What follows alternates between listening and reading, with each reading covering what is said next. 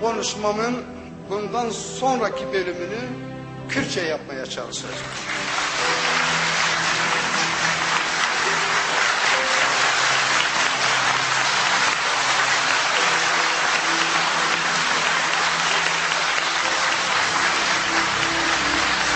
Efseroke hürmet, mevane hürmet. Türkiye Cumhuriyeti Anayasası ve Siyasi Partiler Kanunu gereğince meclis kürsüsünde ve toplantılarında Türkçeden başka dilde konuşma yapılamayacağı hükmü doğrultusunda yayınımızı kesmek zorunda kaldık.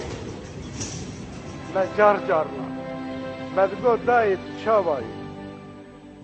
Jiber çi medgo bira bidin sari, bidil şikesti malbatê me neçin malê me.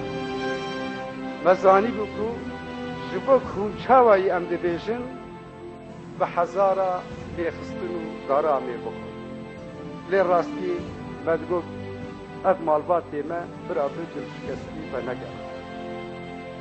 Di wê demê de min di mejiyê xwe di biryarek da.